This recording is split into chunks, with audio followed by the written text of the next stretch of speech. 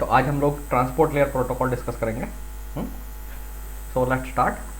तो अभी तक हमने देखा कि एप्लीकेशन लेयर प्रोटोकॉल पर जब दो एप्लीकेशन इंटरेक्ट करते हैं तो then they generate some data and we use to assume that application just gives the data to the transport layer protocol and then transport layer protocol delivers the data that is sent by the sending process to the receiving process। ठीक है ना, sending process ने data generate किया, transport layer के किसी protocol को जो भी सिलेक्टेड है उसे दे दिया एंड देन वो प्रोटोकॉल की रिस्पॉन्सिबिलिटी है कि वो डेटा रिसीविंग एंड पर जो है करस्पॉन्डिंग ट्रांसपोर्ट लेयर प्रोटोकॉल का जो भी प्रोसेस होगी उसको दे देता है एंड देन ट्रांसपोर्ट लेयर की जो प्रोसेस रिसीविंग मशीन पर है वो डेटा फिर करस्पॉन्डिंग एप्लीकेशन को हैंड ओवर कर देती है।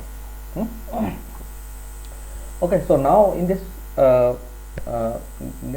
This lecture and subsequent lecture हम लोग देखेंगे कि एक्चुअली जो ट्रांसपोर्ट लेयर का जो डेटा है वो ट्रांसपोर्ट लेयर एक मशीन से दूसरी मशीन तक कैसे पहुंचाती है, या ये कहिए एक एप्लीकेशन का डेटा दूसरे एप्लीकेशन को कैसे रिसीव होता है। तो आपको याद होगा कि ट्रांसपोर्ट लेयर प्रोटोकॉल का काम क्या है, एंड टू एंड डिलीवरी करना। एंड टू एंड डिलीवरी से मतलब होता है process to process delivery. Okay, that means sending process का डेटा रिसीविंग प्रोसेस को डिलीवर होना है। तो ये काम आपका ट्रांसपोर्ट लेयर प्रोटोकॉल करते हैं। Okay, so in a nutshell you can see that transport layer protocol जो है एक जो ट्रांसपोर्ट लेयर है it provides logical communication between two processes. Okay, we are saying that why we are saying that this is a logical communication. So logical communication का मतलब है कि उनके बीच में कोई भी फिजिकल जो डायरेक्ट कम्युनिकेशन है वो नहीं है, it is a kind of indirect communication. We will see that कि कैसे होता है इनडायरेक्ट कम्युनिकेशन है। जनरली थोड़ी देर के लिए अभी आप मान लीजिए कि ट्रांसपोर्ट लेयर जो है वो डेटा एक्चुअली नेटवर्क लेयर को दे देती है and then network layer data दूसरी मशीन तक पहुंचाती है एंड देन वहाँ से नेटवर्क लेयर ट्रांसपोर्ट लेयर के प्रोटोकॉल को डेटा दे देती है एंड देन प्रोटोकॉल जो है डिलीवरी कर देता है आपके एप्लीकेशन को। ओके, सो जो ट्रांसपोर्ट लेयर प्रोटोकॉल का काम क्या है कि दो अलग अलग मशीन है। Suppose that this is a network of network, you can say it is a internet. So यहाँ पर एक मशीन है, यहाँ पे इसे कार से रिप्रेजेंट किया, तो इट इज एक्चुअली होस्ट। तो कंप्यूटर नेटवर्क में any device that is generating data is a host and another device that is consuming the data is also a host. So this car generate some data for this server or this machine। okay, तो transport layer protocol का काम क्या होगा, car is running some application ने data generate किया that is given to the transport layer protocol and transport layer protocol का काम क्या होगा कि यहाँ से इस ट्रांसपोर्ट लेयर के प्रोटोकॉल को डेटा डिलीवर कर देता है। ओके, एंड जैसे ही डेटा ट्रांसपोर्ट लेयर प्रोटोकॉल के पास आता है वो करस्पॉन्डिंग एप्लीकेशन को हैंड ओवर कर दिया जाता है। ओके, तो इस तरीके से दो रिमोट एप्लीकेशंस के बीच में कम्युनिकेशन ट्रांसपोर्ट लेयर प्रोटोकॉल के थ्रू इस्टेब्लिश किया जा सकता है। ओके, सो कैसे काम करते हैं ट्रांसपोर्ट लेयर प्रोटोकॉल। जो एप्लीकेशन ने जो डेटा दिया है, transport layer protocol like TCP और यूडीपी क्या करता है, उस डेटा को छोटे छोटे चंक्स में डिवाइड करता है। जैसे हमने अभी तक देखा था कि जितने भी प्रोटोकॉल्स हैं, ज़्यादातर प्रोटोकॉल जो मैसेज एप्लीकेशन ने जनरेट किया है उसे एक से पूरा का पूरा मैसेज एक साथ डिलीवर नहीं करते हैं। व्हाट दे डू, वो जो ना मैसेज को पहले स्मॉल चंक्स में डिवाइड कर देते हैं। तो चंक का साइज प्रोटोकॉल पर डिपेंड करता है। तो सिमिलरली ट्रांसपोर्ट लेयर प्रोटोकॉल्स भी जो हैं वो क्या करते हैं, जो भी मैसेज एप्लीकेशन ने जनरेट किया है, जो भी डेटा एप्लीकेशन लेयर प्रोटोकॉल पर एप्लीकेशन है उसने जनरेट किया। सो application means it can B HTTP client, है ना। HTTP क्लाइंट ने कोई डेटा जनरेट किया या मान लीजिए FTP क्लाइंट ने कोई डेटा जनरेट किया। ओके, या फिर FTP सर्वर ने भी किया, क्योंकि server can also send data to the client. So जो भी एक एप्लीकेशन है it is generating some data जिसे हम मैसेज बोलते हैं टेक्निकली नेटवर्किंग की टर्म में। सो नाउ ये जो मैसेज है पूरा का पूरा एक साथ नहीं भेजा जाता है। ट्रांसपोर्ट लेयर प्रोटोकॉल क्या करेगा, उस मैसेज को स्मॉल चंक्स में ब्रेक कर देता है। सो दो chunks are referred as segments, तो हम उसे ट्रांसपोर्ट लेयर पर उसी चंक को हम सेगमेंट बोलते हैं। ओके, सो वो चंक का मतलब ये नहीं है कि मैसेज ब्रेक कर दिया और आपने उसी को सेगमेंट बोलना शुरू कर दिया। तो सेगमेंट जो ना एक्चुअली ट्रांसपोर्ट लेयर का चंक है। उसका मतलब है कि डेटा के साथ हम कुछ और एडिशनल इन्फॉर्मेशन ऐड करते हैं, जैसे हम हेडर बोलते हैं। तो दैट मीन्स हम जो चंक है आपने चंक बनाया और उसके साथ एक एडिशनल कुछ डेटा और ऐड कर दिया okay, so that data is called header. अब हेडर और वो जो डेटा है, एक छोटा सा पीस अपने बनाया था, उन दोनों को मिला करके हम सेगमेंट बोलते हैं। Okay, so for example suppose एक मैसेज है, this is some message M, it may have some length. So हम क्या करते हैं, इस मैसेज को चोप कर देते हैं मल्टीपल चंक्स में, 0 1 2 dot dot dot let's say n-1। तो n चंक्स में आपने ब्रेक कर दिया। नाउ ये जो चंक्स हैं इंडिविजुअल, इन चंक्स को हम क्या करते हैं, एक्सट्रैक्ट करते हैं एंड देन इसके साथ कुछ हेडर ऐड कर देते हैं। सो ये आपका डेटा हो गया, sorry this is data and we add some header. Okay, so ये हेडर और डेटा दोनों का जो combination, it is called segment and transport layer. ये हम बाद में देखेंगे कि ये हेडर में क्या क्या होता है। जनरली एप्लीकेशन जो है, जो भी सेंडिंग एप्लीकेशन, रिसीविंग एप्लीकेशन है, सेंडिंग मशीन, रिसीविंग एप्लीकेशन, इनके बारे में इंफॉर्मेशन होती है। तो जो यहाँ पे जो इंफॉर्मेशन ऐड की जाती है वो डेस्टिनेशन मशीन पर जो ट्रांसपोर्ट लेयर है वो इसको रेफर करके ट्रांसमिशन करती है।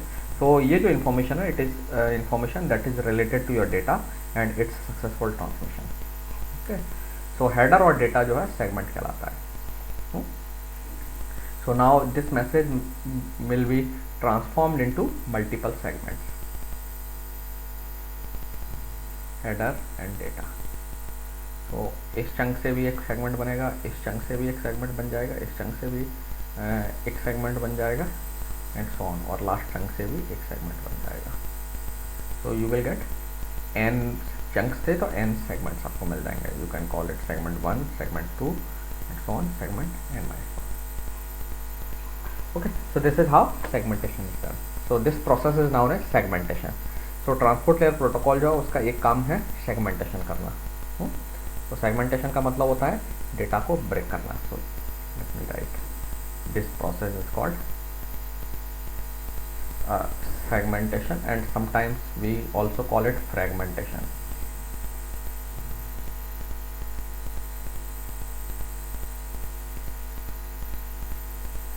ओके, ओबियसली रिसीविंग साइड पर हम क्या करते हैं, ये तो था जब एप्लीकेशन ने डेटा दिया और आपने उसे सेगमेंट कर दिया या फ्रेगमेंटेशन कर दिया। देन सिमिलरली रिसीविंग साइड पर भी ये जो सेगमेंट्स इकट्ठे जनरेट होते हैं, जब आपके ट्रांसपोर्ट लेयर से डेटा एप्लीकेशन की तरफ दिया जाना है, तो हम क्या करेंगे कि ये जो हेडर्स हैं इनको हटाते जाते हैं और ये जो डेटा है इसको कंबाइन करके सारे सेगमेंट से मिला करके ओरिजिनल मैसेज जो एम है उसे हम रिकंस्ट्रक्शन कर लेते हैं, रिकंस्ट्रक्ट कर लेते हैं and you get the original message from these segments and this process is known as reassembly. ठीक है, सो ये जो है इसमें जो यहाँ पर ऑर्डर था सेगमेंट्स का, फ्रेगमेंट्स का, चंक्स का जो ऑर्डर था वो ऑर्डर यहाँ भी मेंटेन रखा जाता है रिसीविंग साइड पर। ठीक है, तो this is one task of the transport layer, one of the task that transport layer performs, segmentation and reassembly। so segmentation या fragmentation जो है आपका सेंडर साइड पे किया जाता है एंड रीअसेंबली आपकी डेस्टिनेशन साइड में होगी। Okay, let's come back to the slides. Okay, now transport layer पर जैसे हमने बताया, अभी तक हम केवल डिस्कस करते जा रहे थे, there are 2 protocols at the transport layer that are offered by internet. तो आपका इंटरनेट है, वो आपके ट्रांसपोर्ट लेयर पर 2 प्रोटोकॉल इंप्लीमेंट करता है, one is TCP, second is UDP। तो ये जो पूरा चैप्टर है आपका इन्हीं 2 प्रोटोकॉल्स के बारे में है। ओके, सो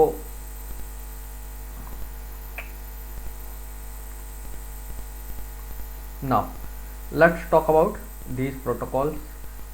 ब्रीफ में पहले हम बात करते हैं, फिर हम इन पर डिटेल में जाएंगे। ये जो 2 ट्रांसपोर्ट लेयर प्रोटोकॉल्स हैं, जैसे मैंने आपको नाम बताया, एक one is TCP, another is UDP। तो थोड़ा सा इनके बारे में पहले डिस्कस कर लेते हैं, हम इसमें डिटेल पर जाएंगे।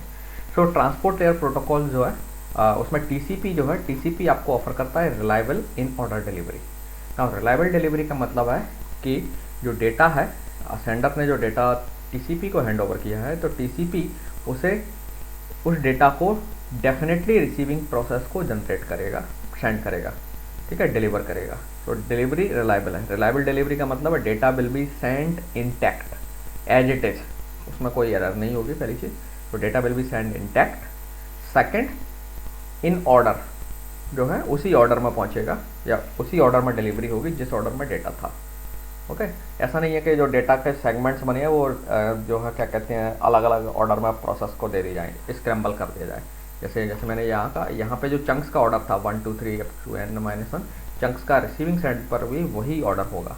ठीक है, so this is the part of reliable delivery. So reliable delivery का मतलब है कि जो डेटा आपने डिलीवर करना है रिसीविंग प्रोसेस को, सेंडिंग प्रोसेस से रिसीविंग प्रोसेस तक जो डेटा पहुंचाना है वो अगर आप रिलायबली पहुंचा रहे हैं तो आप दो चीज़ इंश्योर करेंगे। पहला, डेटा विदाउट एरर पहुंचेगा, इंटैक्ट एज इट इज, जैसा सेंडर साइड जनरेट हुआ था वैसा ही। दूसरा, उसी ऑर्डर में पहुंचेगा जिस ऑर्डर में डेटा जनरेट हुआ है। ठीक है, उसकी मैसेज की रीऑर्डरिंग नहीं होगी। तो अगर कोई प्रोटोकॉल ये दोनों चीज़ें इंश्योर करता है तो हम कहते हैं कि ये प्रोटोकॉल रिलायबल डिलीवरी ऑफर कर रहा है। ठीक है, सो टीसीपी प्रोटोकॉल जो आपका रिलायबल डिलीवरी ऑफर करता है। ओके, नाउ इसके साथ साथ टीसीपी और भी कुछ फंक्शंस का परफॉर्म करता है। One is called congestion control. So congestion control का मतलब यह है कि नेटवर्क पर जब अगर ज़रूरत से ज़्यादा ट्रैफिक बढ़ जाता है, नेटवर्क मतलब कुछ राउटर्स पर अगर ज़रूरत से ज़्यादा ट्रैफिक बढ़ जाता है तो टीसीपी उन राउटर्स पर लोड कम करने के लिए सेंडर्स की स्पीड को कम कर देता है। ट्रांसमिशन स्पीड जो ना सेंडर मशीन्स की रिड्यूस करा देता है। सो दैट नेटवर्क में जो राउटर्स हैं जो ओवरलोडेड हैं उन पर लोड कम हो जाता है और नेटवर्क का परफॉर्मेंस ठीक है, मतलब मेंटेन रहता है, इम्प्रूव रहता है। देन दूसरी जो फंक्शन है नेटवर्क टीसीपी का वो है flow control. Okay, so flow control का मतलब है कि जैसे sending machine is there and receiving machine there. So sending machine पर जो एक्चुअली जो कम्युनिकेशन हो रहा है वो क्या हो रहा है, दो एप्लीकेशंस के बीच में हो रहा है। तो प्रोसेस 1 और प्रोसेस P2, दो प्रोसेस हैं जिनके बीच में कम्युनिकेशन हो रहा है। Process P1 is generating the data and process P2 is consuming that data. So it is the sender and this process is actually consumer. तो ये जो डेटा सेंड कर रही है this process is consuming. Okay, तो data send करने पर जो यहाँ पर जो डेटा जनरेट हो रहा है उसकी एक स्पीड होगी। तो data is generated with some speed. Okay, so वो स्पीड आपकी बाइट्स पर सेकंड में हम या बिट्स पर सेकंड में मापते हैं। तो जो डेटा जनरेशन प्रोसेस है that is at being done at some speed. Now data जो कंज्यूम करने की प्रोसेस है, ये जो प्रोसेस है जो डेटा कंज्यूम कर रही है, it will also have its own speed depending on the processing speed of the process and वो क्या प्रोसेसिंग कर रही है उस पर भी डिपेंड करेगा। मशीन तो एक रेगुलेटिंग फैक्टर है ही है, बैंडविड्थ भी रेगुलेटिंग फैक्टर है। तीसरा, जो प्रोसेस किस टाइप की प्रोसेस परफॉर्म कर रही है, काम क्या कर रही है, उस पर भी डिपेंड करता है कि ये किस स्पीड से डेटा कंज्यूम करेगी। ओके, सो नाउ इन दोनों के बीच में हमें डेटा के फ्लो को रेगुलेट करने की ज़रूरत है। क्यों? क्योंकि सेंडिंग मशीन अगर ज़रूरत से ज़्यादा इसकी स्पीड से, लेट्स से ये केवल लेट्स से के बिट्स पर सेकेंड, के नहीं लेते हम, दूसरा आर डेटा को लेते हैं, के बीपीएस मिक्स हो जाएगा, आर बिट्स पर सेकेंड जो है डेटा इस स्पीड से डेटा कंज्यूम करती है, मतलब प्रोसेस कर सकती है।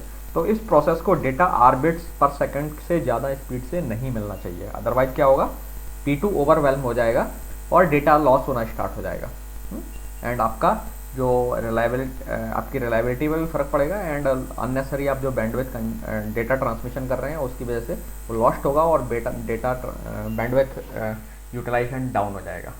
ओके, सो आपको यहाँ पर ये ध्यान रखना है कि जो रिसीविंग प्रोसेस है आपको डेटा उसी स्पीड से रिसीविंग प्रोसेस के पास पहुँचाना है जिस स्पीड से वो कंज्यूम करती है डेटा को। आप इसे ऐसे समझ सकते हैं, एक अगर आपके अगर मान लीजिए एक बकेट है, इस बकेट में एक पाइप से पानी गिर रहा है, ओके, और एक यहाँ से पानी आउट जा रहा है। ठीक है, ओके, सो बकेट में जो इनकमिंग है आप मान सकते हैं इधर से जनरेशन हो रहा है और बकेट पर पानी आ रहा है और इधर से कंज्यूम हो रहा है वाटर किसी वजह से किसी टास्क में। ठीक है, सो कंज्यूमशन की जो स्पीड है वो बाल्टी में पानी आने की स्पीड में एक ज़्यादा का लिमिट नहीं होनी चाहिए। अगर क्या होगा, ये स्पीड कम है, कंज्यूमशन की स्पीड कम है, वाटर के इनकमिंग स्पीड ज़्यादा है, तो एक टाइम बाद जो बकेट फ्लो हो जाएगी, इसे हम बफर बोल सकते हैं। हर प्रोसेस एक बफर इस्तेमाल करती है, तो वो बफर अलोकेट करती है। तो एक लिमिट तक तो वो इस लार्जर स्पीड डिफरेंस को हैंडल कर पाएगी, लेकिन उसके बाद नहीं कर पाएगी।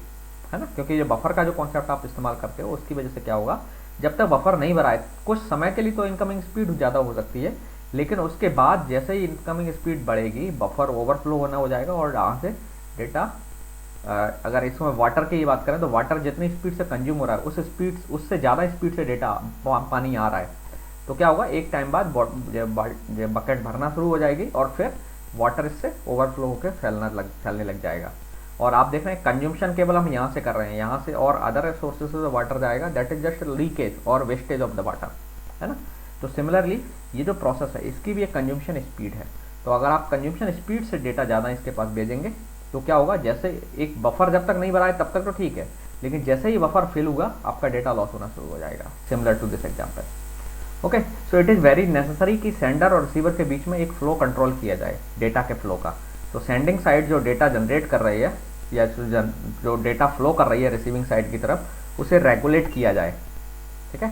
सो this is called flow control, so that कोई डेटा लॉस ना हो, रेगुलेशन फ्लो कंट्रोल।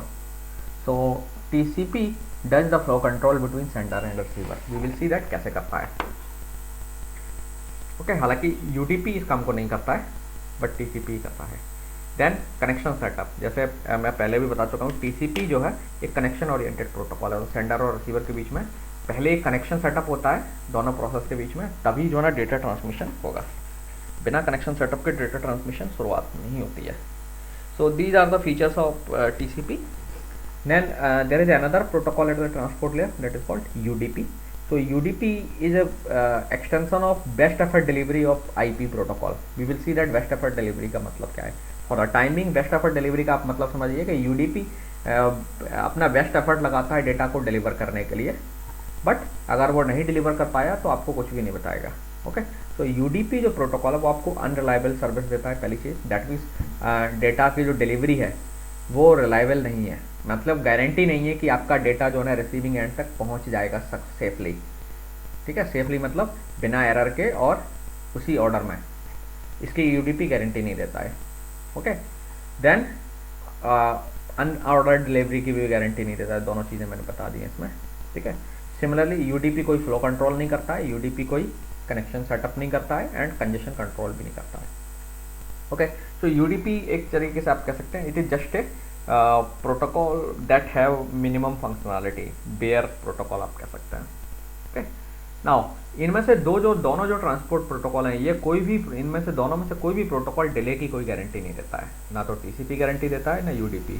डिले की गारंटी से मतलब है यू कैन नॉट गारंटी और यू कैन नॉट एक्सपेक्ट कि TCP आपका लेट से दो सेंडर और रिसीवर के बीच की जो डिस्टेंस है लेट से 2 सेकंड में डेटा ट्रैवल से डेटा जो ना 2 सेकंड में से ट्रैवल करके पहुंच सकता है, तो इसकी कोई गारंटी नहीं है। यू कैन नॉट क्लेम के और nobody would be able to claim के जो ना डेटा जो ना 1 सेकंड में पहुंच जाएगा या आधा सेकंड में पहुंच जाएगा, ठीक है। कितना टाइम लगेगा यू कैन नॉट से। तो TCP इसकी कोई गारंटी नहीं देता कि विद इन दिस टाइम हम डिलीवरी कर देंगे। ओके, देन बैंडविड्थ गारंटी भी TCP में अवेलेबल नहीं है, ना ही UDP में है। ओके, मतलब आपके प्रोसेस को अगर मान लीजिए आपकी जो प्रोसेस है उसे कम्युनिकेशन के लिए या डेटा ट्रांसमिशन के लिए लेट से 10 Mbps की बैंडविड्थ चाहिए या 1 Mbps की बैंडविड्थ चाहिए, तो TCP इसकी कोई गारंटी नहीं देता है कि आपको 1 Mbps की ही बैंडविड्थ मिलेगी। वो जो अवेलेबल बैंडविड्थ होगी, बेस्ट बैंडविड्थ, वो आपको ऑफर करेगा, but it will not give you any bandwidth guarantee. Okay, so अगर आपके किसी एप्लीकेशन में बैंडविड्थ गारंटी की ज़रूरत है तो आपको अपने एफर्ट लगा करके अपने बेस लॉजिक के थ्रू इसको इम्प्लीमेंट करना पड़ेगा बैंडविड्थ गारंटी को। Okay, but TCP does not offer that. Okay, so now next task जो है आपका है, जो TCP या UDP जो प्रोटोकॉल है वो ऑफर करते हैं, वो है multiplexing and demultiplexing. Multiplexing and demultiplexing.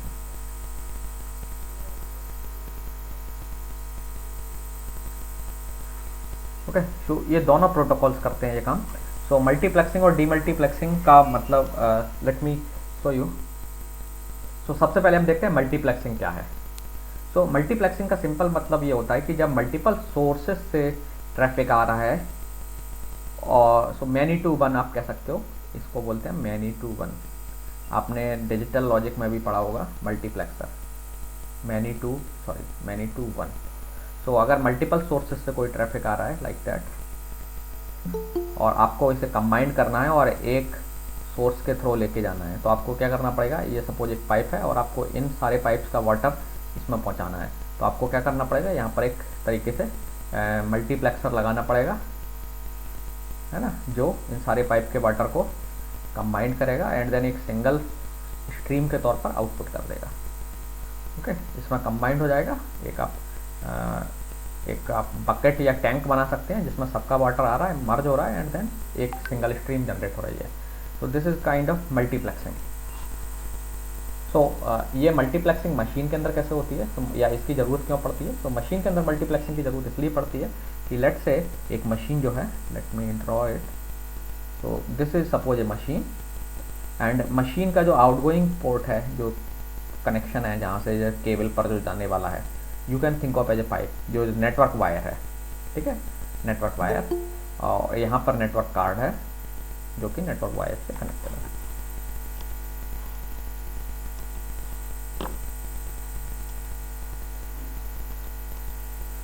Okay, so now अब आपकी जो मशीन है उस पर जरूरी नहीं है हमेशा एक ही सेंडिंग प्रोसेस से जो डेटा सेंड कर रही हो। जब आप इंटरनेट ब्राउज करते हैं तो आपने देखा होगा कई सारी प्रोसेस हैं जो डेटा जनरेशन कर रही हैं या ट्रांसमिशन कर रही हैं। तो अज्यूम कर लेते हैं कि पहले इस मशीन पर मल्टीपल प्रोसेस हैं, let's say P1, P2 and so on Pn, n process हैं जो सब के सब डेटा जनरेट कर रही हैं। तो इससे भी पैकेट आ रहा है, these are also generating packets, this process is also generating packet maybe at some different rate and this also generating some packet. now ये सारे पैकेट्स जो ना इसी एक सिंगल केबल से होकर के जाने हैं। ओके, तो आप you can think of a like water stream की तरह आप समझ सकते हैं। So multiple streams of packets are coming. Now ये जो सारी स्ट्रीम्स हैं आपको यहाँ पर उनको कंबाइन करना पड़ेगा। So what you do, you have a multiplexer here, आपके जो मल्टीप्लेक्सिंग यूनिट है, it can be in form of hardware और it can be in form of software. आपका जो लैन कार्ड या वैन कार्ड जो भी होगा, या जो नेटवर्क इंटरफेस कार्ड है, NIC जिसको बोलते हैं, नेटवर्क इंटरफेस कार्ड। तो ये इंटरफेस कार्ड है, इन सब स्ट्रीम्स को कंबाइन करके एक सिंगल स्ट्रीम बनाता है एंड देन एक सिंगल स्ट्रीम से अब सारे पैकेट्स जो है एक एक करके इस सिंगल स्ट्रीम में आकर के यहाँ पर आकर के सारी एक स्ट्रीम्स कंबाइंड होकर के एक स्ट्रीम बन जाती है। ठीक है, so here multiplexing will be done.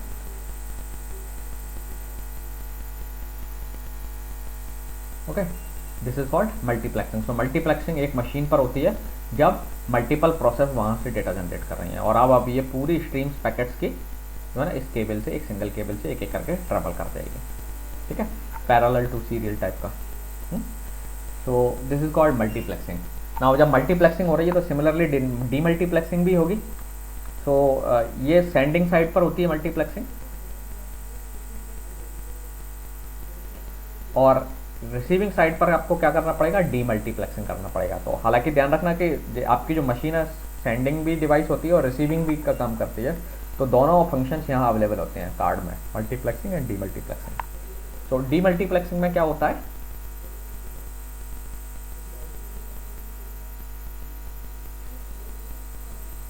कि suppose this is your card and ये कार्ड केबल के थ्रू एक स्ट्रीम ऑफ पैकेट्स आ रही है ना, ये कई सारे पैकेट्स का एक पूरा स्ट्रीम आ रहा है, सीक्वेंस आ रहा है। ओके, सो यहाँ पर अब आपका हो सकता है कि यहाँ पर अलग अलग प्रोसेस हो, एक लेट से P1 dash, P2 dash and so on PM dash. Okay, now ये जो स्ट्रीम्स आ रही हैं, अब आपको ये जो स्ट्रीम्स है इसमें से एक पैकेट हो सकता है इस प्रोसेस का हो, दूसरा पैकेट इसका हो, या कोई ये पैकेट किसी और प्रोसेस का हो एंड सो ऑन। तो यहाँ पर आपका एक यूनिट होगी जो जिसका काम होगा डीमल्टीप्लेक्सर। ठीक है, डीमल्टीप्लेक्सर, और ये डीमल्टीप्लेक्सर शॉर्ट में हम इसे डीमक्स भी बोलते हैं, आपने लॉजिक डिजिटल लॉजिक डिजाइन में पढ़ा होगा, लेकिन वो हार्डवेयर वाला डीमक्स होता है, ये software based kind of demux है। ओके, वो बिट्स पे स्ट्रीम्स को सेपरेट करता है, ये पैकेट्स की स्ट्रीम को सेपरेट कर रहा है।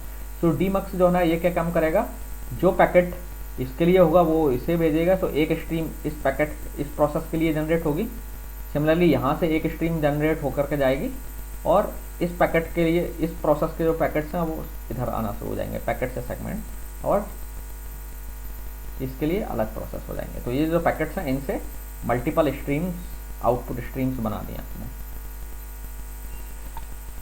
So this process is known as demultiplexing.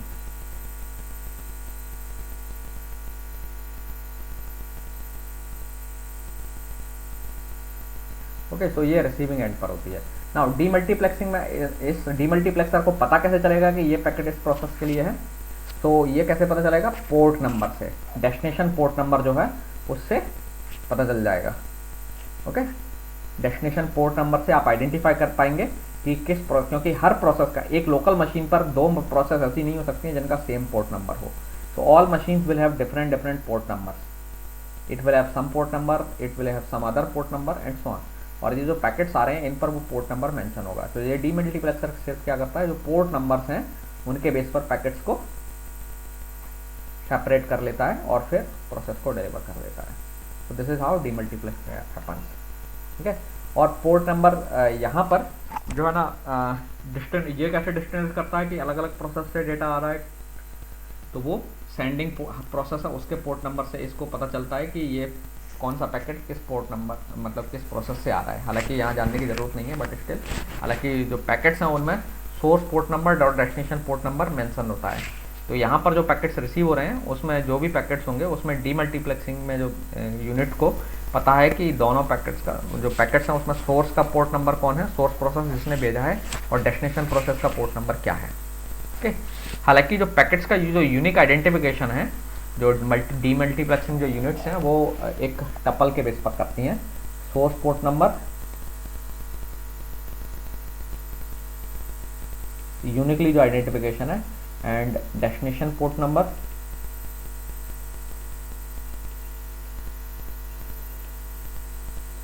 Then source address. Source address मतलब सोर्स आईपी, ठीक है, source IP address and destination IP address. तो हर पैकेट में ये 4 फील्ड्स होते हैं। इन चारों फील्ड्स की मदद से पैकेट्स को यूनिकली सेपरेट किया जा सकता है और आइडेंटिफाई किया जा सकता है कि कौन सा पैकेट किस प्रोसेस से आ रहा है, किस मशीन से आ रहा है और किस मशीन पर किस प्रोसेस को दिया जाना है। Okay, so this is called multiplexing and demultiplexing. So transport layer protocols का काम है मल्टीप्लेक्सिंग एंड डीमल्टीप्लेक्सिंग करना। ओके,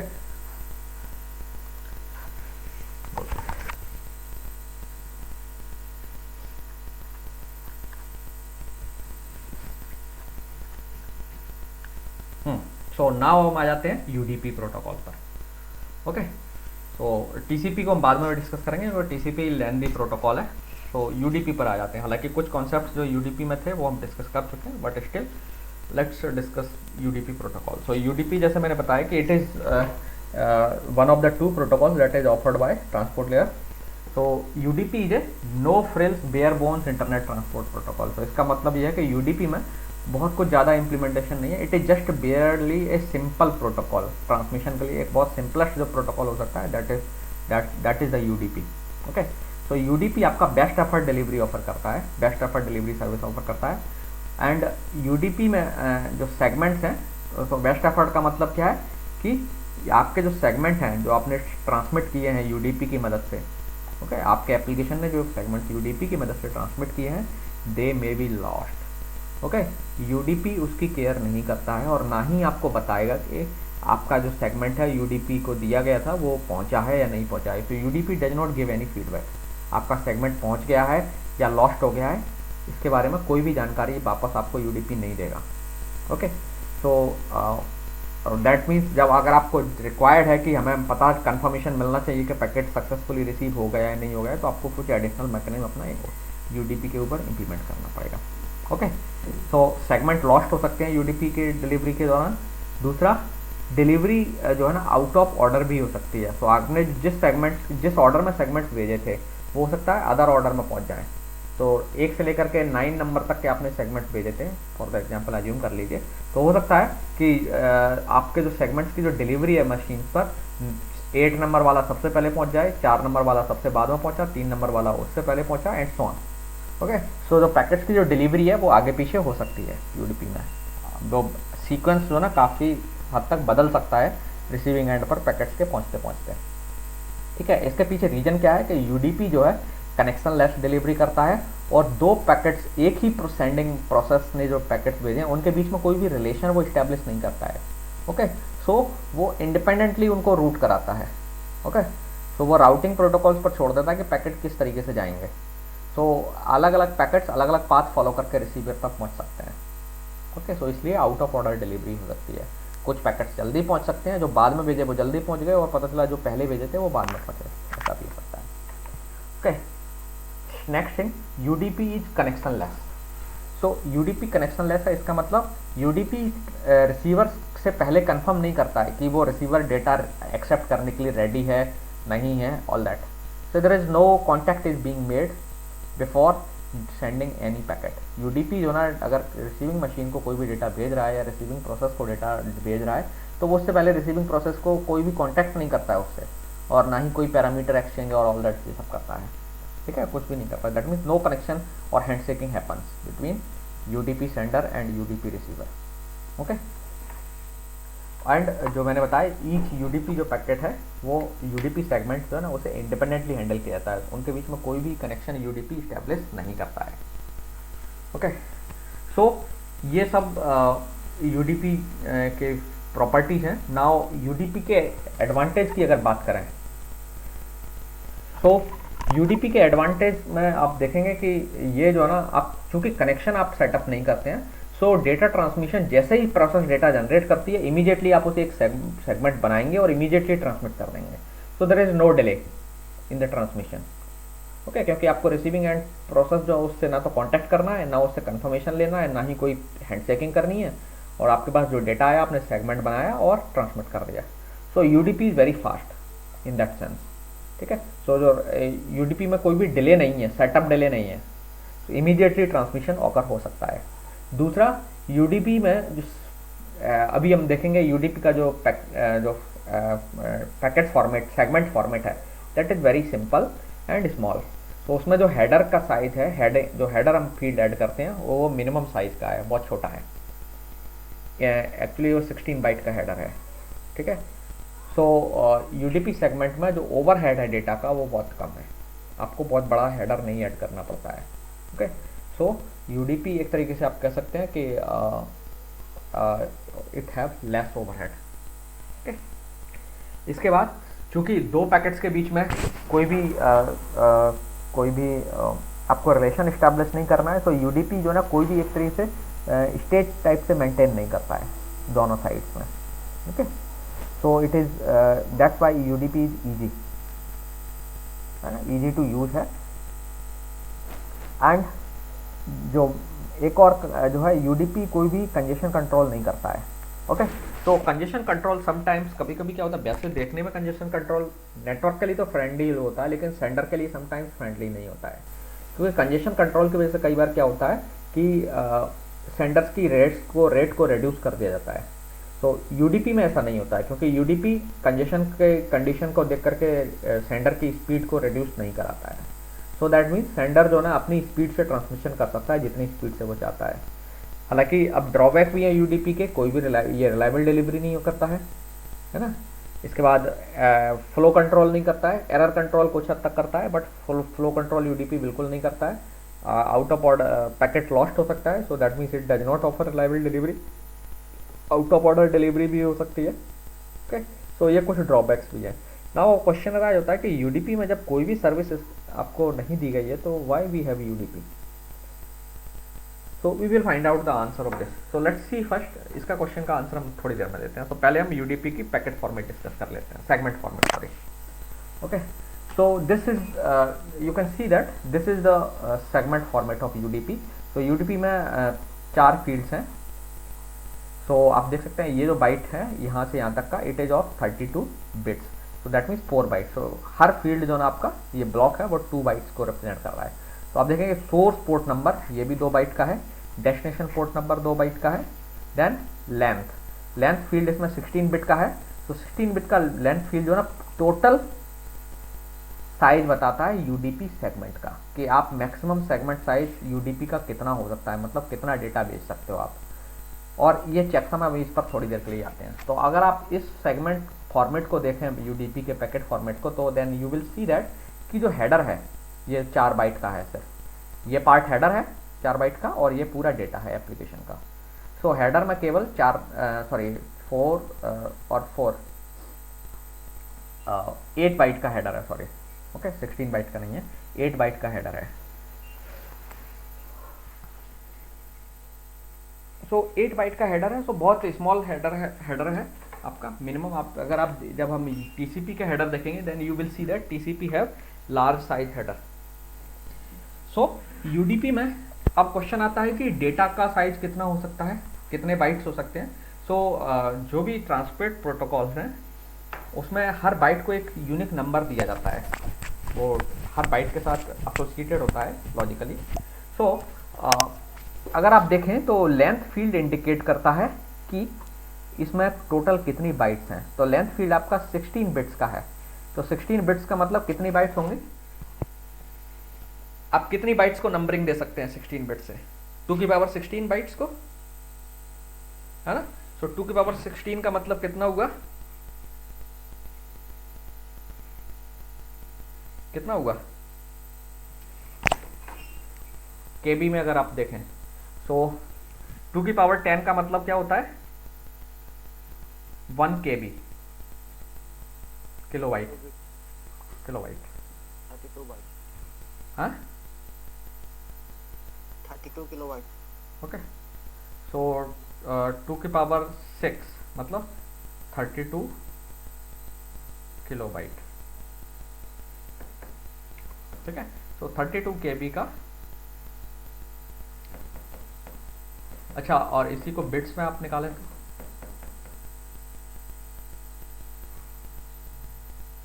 8 का मल्टीप्लाई कर दीजिए, 1 बाइट जो है ना बिट्स में भी आप निकाल सकते हैं।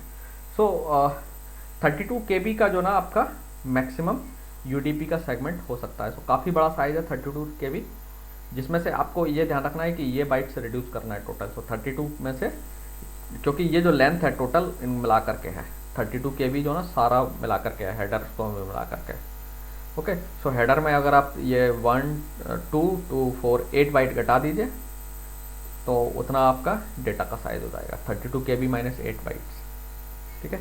सो that is the segment size of the UDP, okay. सो आप देख सकते हैं नाउ आई थिंक आप लोग समझ गए हो कि यूडीपी, जैसे मैंने पहले कहा था कि यूडीपी का हेडर साइज छोटा है, तो that's why UDP sometimes useful. तो इसमें क्या होगा कि ओवरहेड है जो आपका मेटा डेटा है वो बहुत कम साइज का जाएगा।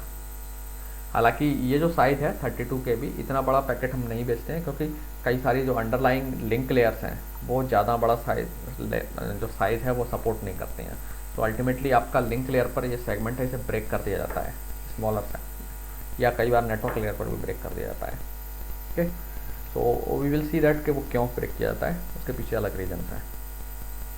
सो जो यूडीपी है, आपने देखा कि यूडीपी कोई भी सर्विस ऑफर नहीं करता है, फिर भी यूडीपी एक पॉपुलर प्रोटोकॉल है। या टीसीपी, जब आप टीसीपी पढ़ेंगे देन देखेंगे कि you will feel that TCP is much better than UDP. जब सब लोग टीसीपी की ही इस्तेमाल करेंगे because TCP offers the reliable delivery, then UDP की क्या ज़रूरत है। सो यूडीपी की अपनी एप्लीकेशंस हैं। सो कई सारे एप्लीकेशंस जो लॉस टॉलरेट कर सकते हैं वो जनरली यूडीपी इस्तेमाल करते हैं, ओके। और जिनको जो डिले को टॉलरेट नहीं करना चाहते, जो इनिशियल सेटअप डिले है, some applications are there they do not want to have the initial setup delay of the connection, so those protocols prefer UDP. So ज़्यादातर केस में जो मल्टीमीडिया एप्लीकेशंस हैं वो यूडीपी को प्रेफर करते हैं। हालांकि मल्टीमीडिया एप्लीकेशंस जो है ना वो टीसीपी का कनेक्शन सेटअप टाइम अफोर्ड कर सकते हैं, बट वो टीसीपी को इसलिए इस्तेमाल नहीं करते हैं कि कई बार मल्टीमीडिया एप्लीकेशंस को जो ना बैंडविड्थ में वेरिएशन नहीं चाहिए होता है। Like multimedia applications can not afford jitter होता है variation of the bandwidth, okay. So जैसे आप अगर मान लीजिए ऑनलाइन मूवी वॉच कर रहे हैं तो आपको कंटिन्यूस एक बैंडविड्थ मिलेगी तो आपकी मूवी स्मूथली रन करेगी। लेकिन अगर आपकी बैंडविड्थ स्लो हो जाए, कम हो जाए, तो क्या होगा, मूवीज़ में ग्लिचेज आएंगे बीच में, या जब आप ऑनलाइन वीडियो कॉलिंग कर रहे हैं तो उसमें ग्लिचेज आएंगे। तो उस ग्लिचेज की वजह से आपका जो एप्लीकेशन का जो एक्सपीरियंस है दैट विल बिकम पुअर, है ना, एंड कस्टमर सेटिस्फेक्शन डिक्रीज हो जाएगा। सो यूडीपी क्या करता है, ऐसा क्यों होता है, टीसीपी आपका rate sensitive, TCP congestion sensitive होता है, तो जैसे ही नेटवर्क पर लोड बढ़ता है टीसीपी जो है ना आपकी डेटा रेट को कम कर देता है ऑटोमेटिकली। ओके, यूडीपी जो है ना, यूडीपी के ऊपर ऐसा कुछ नहीं है, यूडीपी अपनी डेटा रेट जो है ना कम नहीं करता है। तो हालांकि ये आपके एप्लीकेशन के लिए तो अच्छा है, बट समटाइम्स नेटवर्क की हेल्थ के लिए ये ठीक नहीं होता है। Okay, but still some multimedia applications like this property of the UDP, so that's why ज़्यादातर केस में जो मल्टीमीडिया एप्लीकेशंस हैं वो यूडीपी को इस्तेमाल करते हैं। दूसरा जो है कई सारे जो नेटवर्क मैनेजमेंट प्रोटोकॉल्स हैं वो यूडीपी को प्रेफर करते हैं। सो नेटवर्क मैनेजमेंट लाइक या नेटवर्क से रिलेटेड प्रोटोकॉल्स हैं लाइक डीएनएस है, ये यूडीपी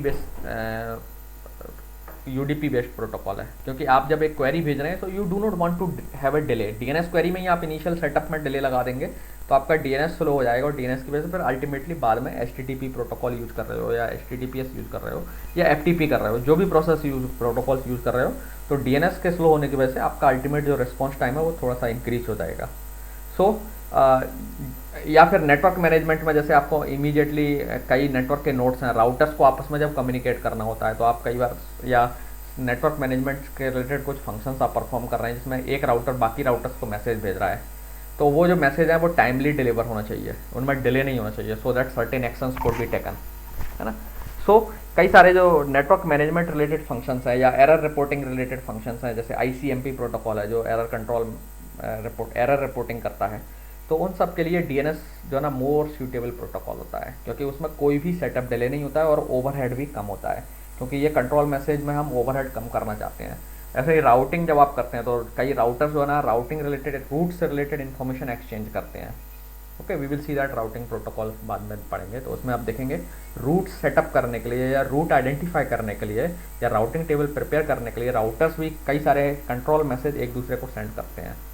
ओके, तो वो भी फिर यूडीपी के थ्रू किए जाते हैं, क्योंकि उनमें कोई भी डिले नहीं लगता है, और दूसरा वो यूडीपी बैंडविड्थ एफिशिएंट होता है। बैंडविड्थ एफिशिएंट इस सेंस में होता है कि वो पैकेट का जो ओवरहेड है वो कम से कम है, and so that's why UDP is fast and control information कम से कम है उसमें, so that's why these applications prefer UDP in place of TCP. ठीक है, हालांकि यूडीपी में एक प्रॉब्लम है कि वो रिलायबल डेटा डिलीवरी नहीं देता है, तो जो सेंस मल्टीमीडिया एप्लीकेशंस हैं वो क्या करते हैं, रिलायबिलिटी अगर उनको चाहिए तो वो अपने खुद उसके ऊपर इंप्लीमेंट कर लेते हैं यूडीपी के ऊपर, तो वो अपने एप्लीकेशन में ही उस चीज़ को इंप्लीमेंट कर लेते हैं। So that's why still UDP is very much useful for certain category of applications. Certain category of applications के लिए UDP नहीं है यूजफुल, तो वहाँ पे TCP प्रेफर करते हैं। तो ज़्यादातर केस में जो टेक्स्ट बेस्ड एप्लीकेशंस हैं जो एरर को अफोर्ड नहीं कर सकते बिल्कुल भी, लाइक ईमेलिंग है ना, फाइल ट्रांसफ़र प्रोटोकॉल है। ओके, तो ये जो प्रोटोकॉल है वो फिर TCP की सर्विस पर रिलाई करते हैं। ओके, नाउ अब हम आते हैं यूडीपी में एक जो फील्ड है, अभी हमने डिस्कस नहीं किया था, मैंने अभी कहा था उसे डिस्कस करेंगे, that is checksum. So checksum की क्या ज़रूरत है, एक्चुअली क्या होता है जब आप एक पैकेट ट्रांसमिट करते हैं नेटवर्क पर, तो पैकेट जो है कई लिंक्स से होकर के जाता है, पाथ में कई सारे लिंक्स पड़ेंगे, और लिंक्स में जो है ना कई बार डेटा में एक लिंक के एक एंड से दूसरे एंड तक जाने में, या राउटर में भी पैकेट जो है कुछ समय तक रिसाइड करता है और राउटर के इनपुट पोर्ट से आउटपुट पोर्ट तक जाता है, तो इस ड्यूरेशन में कभी कभी डेटा में एरर जनरेट हो सकती हैं ड्यू टू सम नॉइज, और कुछ मेल फंक्शनिंग की वजह से, या कुछ इलेक्ट्रिक कई बार नॉइज या डिस्टर्बेंस जो है इलेक्ट्रिकल डिस्टर्बेंस सर्किट्स में क्रिएट हो सकती है, तो कुछ बिट्स चेंज हो सकती हैं। तो उन चेंज ऑफ बिट्स को डिटेक्ट करने के लिए यूडीपी एक सिंपल एरर डिटेक्शन प्रोटोकॉल इस्तेमाल करता है जिसे हम चेकसम प्रोटोकॉल बोलते हैं। तो एरर डिटेक्शन पर हम नेक्स्ट यूनिट में डिटेल में बात करेंगे। एरर डिटेक्शन का अभी थोड़ी देर के लिए इतना ही मतलब समझ लीजिए आप कि जब आप एक सेगमेंट या पैकेट ट्रांसमिट करते हैं तो उसमें कुछ बिट्स चेंज हो सकती हैं, तो रिसीविंग एंड पर पता लगाने के लिए कि कुछ बिट्स चेंज तो नहीं हो गई हैं पैकेट में, सो दैट आप पता लग पाए कि आपके अगर बिट्स चेंज हुई हैं तो आप उस पैकेट का या तो उसे दोबारा ट्रांसमिट करवा लो या उसे करेक्ट करके यूज कर लो, so that that's why some bits are additional bits are sent, those bits are actually the function of the data and header. Okay, so उन्हें हम बोलते हैं error control bit. So error control करने के लिए checksum एक protocol है जो यूडीपी इस्तेमाल करता है, बहुत सिंपल प्रोटोकॉल है, बहुत स्ट्रॉन्ग एरर कंट्रोल प्रोटोकॉल नहीं है, ये एरर डिटेक्शन करता है ये केवल, ध्यान रखना।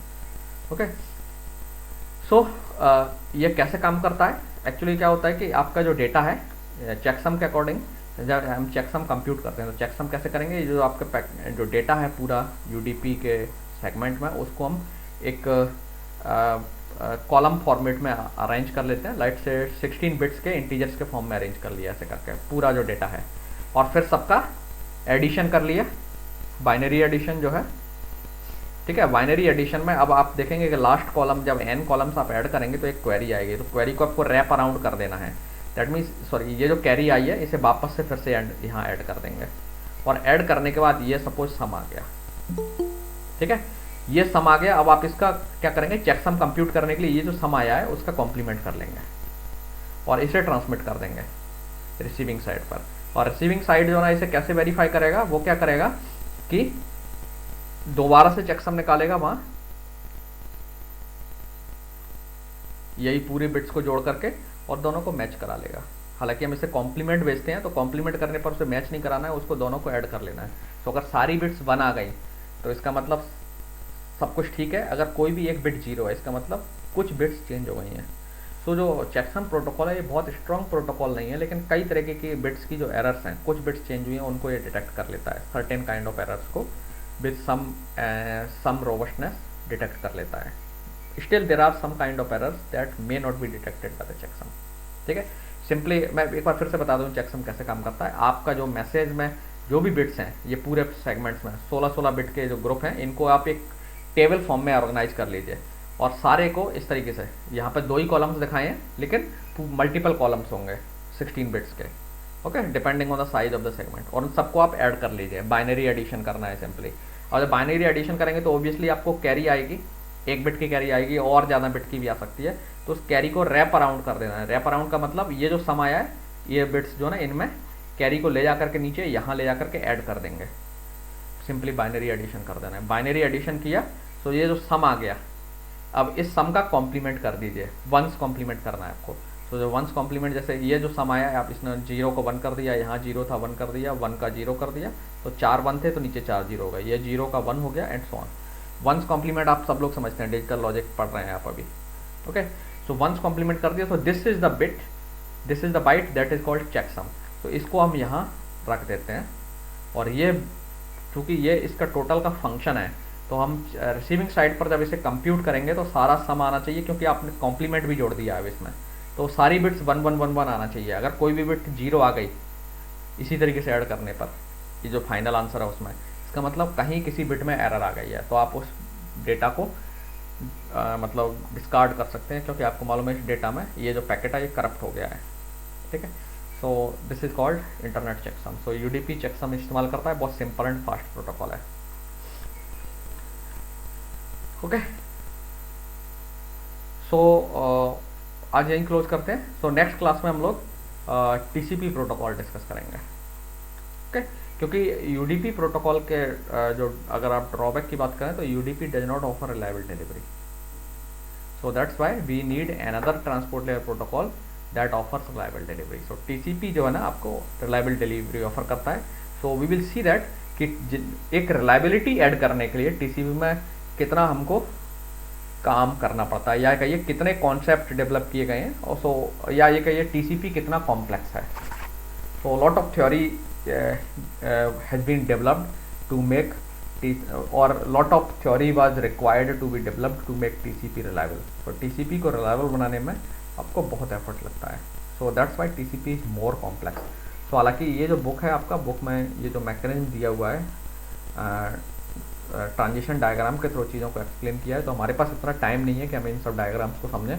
तो मैं I will directly jump to the TCP. So हम वहीं पर बात कर लेंगे रिलायबिलिटी कैसे आती है। अगर हालांकि हम इसमें हमारे पास समय होता और हम इनको थोड़ा सा समझते हुए जाते तो थोड़ा सा और आपको डीप अंडरस्टैंडिंग मिल पाती, but still I will try my best to make you understand कि टीसीपी रिलायबिलिटी कैसे लेके आता है, ठीक है।